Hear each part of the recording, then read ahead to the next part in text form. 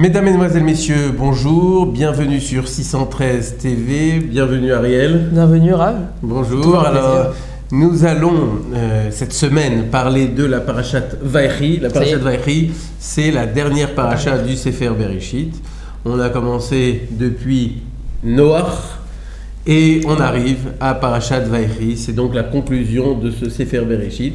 Nous allons dresser le menu aujourd'hui à nos téléspectateurs. Alors, on va commencer tout de suite par rappeler les derniers événements qui se sont déroulés juste avant, c'est-à-dire la parashat Vaïgash. La parashat Vaïgash, c'est la descente donc de Yaakov et de toute sa famille en Égypte. Suite au dévoilement de Yosef. Bien sûr. Voilà. Et donc, Yaakov et donc 70 membres de sa famille se retrouvent en Égypte, en particulier dans la région de Goshen.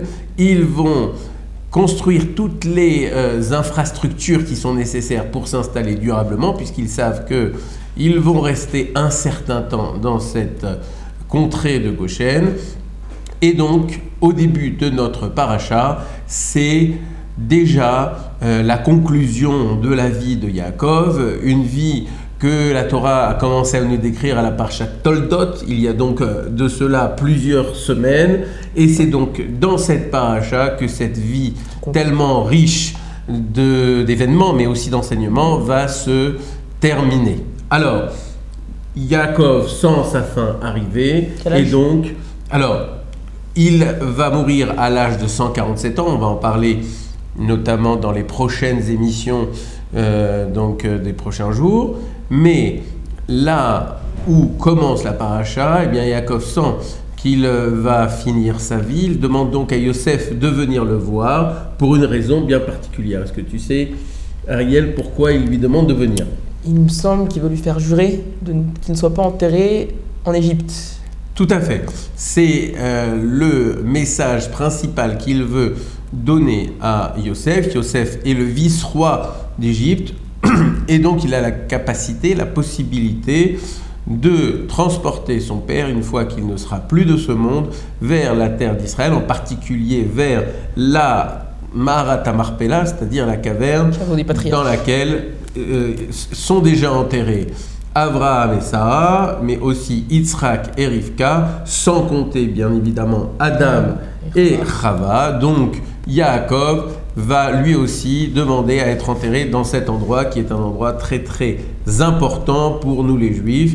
On dit que Jérusalem est la ville principale du judaïsme, mais juste après Jérusalem, c'est Hebron. Donc c'est une demande, non pas une simple demande, mais c'est carrément un serment que fait Yosef à son père. Et donc Yaakov est maintenant apaisé, il sait que Yosef va le transporter, une fois qu'il ne sera plus de ce monde, vers la Maharat Marpella. Il me semble que ça portera préjudice à Yosef plus tard quand il voudra l'enterrer. On sait qu'il y aura une confrontation avec Pharaon.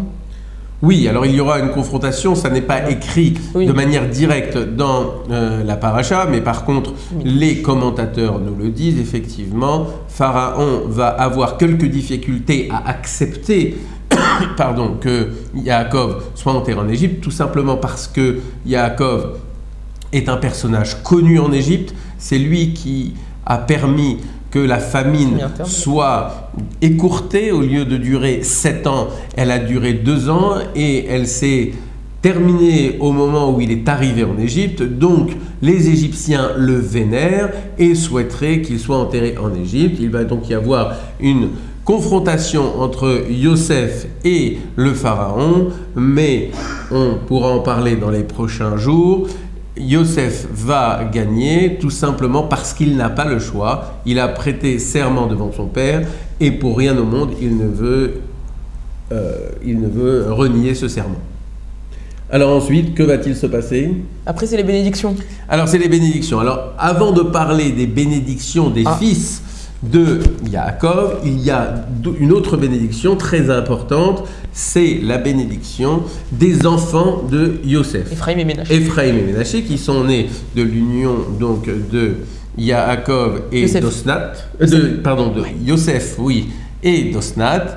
Ephraïm et Ménaché, qui sont élevés au rang de tribus, donc à l'égal de Shimon et de Lévi. Comment ça se fait? C'est parce que donc c'est la volonté de Yaakov. Et donc, avant de bénir ses 10 autres fils, ses 11 autres fils, Yaakov va bénir les enfants de Yosef. Et il va y avoir toute une série d'événements au cours de cette bénédiction. Là encore, nous en parlerons dans les prochains jours. Que se passe-t-il ensuite? Il bénit tous ses enfants. Alors voilà, donc il réunit la grande famille et en particulier donc les 12 frères et chacun d'entre eux va recevoir une bénédiction. Auparavant, juste avant ces brachot que Yaakov va donner à ses enfants, il va vouloir leur révéler la fin des temps et donc la Géoula donc finale, la délivrance finale, mais à ce moment-là, il va perdre la névoie, c'est-à-dire qu'il ne pourra pas, Akadosh Baruch Hu n'a pas souhaité qu'il révèle la fin des temps à la postérité, et donc c'est un élément qui va demeurer caché, et pour donc continuer cet événement, Yaakov, au lieu de leur révéler la fin des temps, va les bénir les uns après les autres. Donc, il est béni, il disparaît. Voilà, c'est la disparition ensuite de Yaakov à l'âge de 147 ans. Là encore, nous allons y revenir dans les prochaines émissions. Vous savez que chacun des patriarches, aussi bien Abraham, Yitzhak que Yaakov, devait vivre 180 ans. Seul Yitzhak est parvenu à cet âge. Les autres patriarches n'y sont pas parvenus. Abraham a vécu jusqu'à 175 ans. Les 5 ans qui lui ont manqué sont dus au fait qu'Akadosh Baruch Hu ne souhaitait pas qu'il voie les mauvais côtés de Esav. On en a parlé il y a quelques semaines. Et donc, dès lors que Esav a commencé à faire des bêtises, Akadosh Baruch Hu a retiré Abraham de ce monde pour qu'il n'ait pas de peine. Yaakov, de son côté, aurait dû lui aussi vivre jusqu'à 180 ans et un certain nombre d'années, donc 33 ans, c'est considérable, vont lui être enlevés et nous allons développer ce point dans les prochains jours. Donc Yaakov meurt, il l'enterre, voilà. Donc il monte en Israël pour l'enterrer. Tout à fait.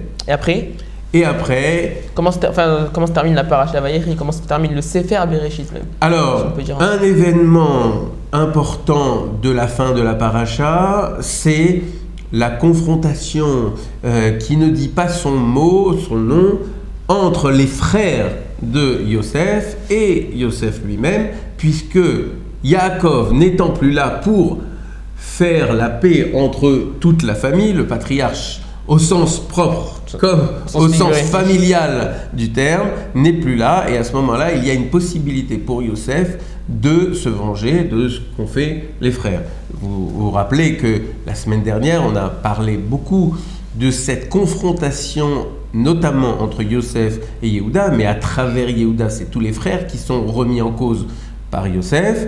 Mais Yaakov est là et Yosef, pour rien au monde, ne voudrait faire de peine à son père. Mais lorsqu'il disparaît, il a toute la possibilité, vu la puissance qu'il a en tant que vice-roi d'Égypte, d'agir contre ses frères. Il ne fera pas, bien sûr. Il ne le fait pas et c'est un grand soulagement pour tout le monde puisque les frères avaient très peur, d'autant plus que dès la disparition de Yaakov, l'attitude de Yosef vis-à-vis de ses frères a changé. Et donc, il y a une vraie appréhension de leur part. Heureusement, Yosef ne veut pas leur faire de mal. On en parlera aussi. Et c'est donc presque le dernier événement de cette paracha. C'est la mort de Yosef. C'est la disparition de Yosef. À l'âge de 110 ans, c'est le premier frère à disparaître. C'est aussi la fin d'un règne qui aura duré 80 ans.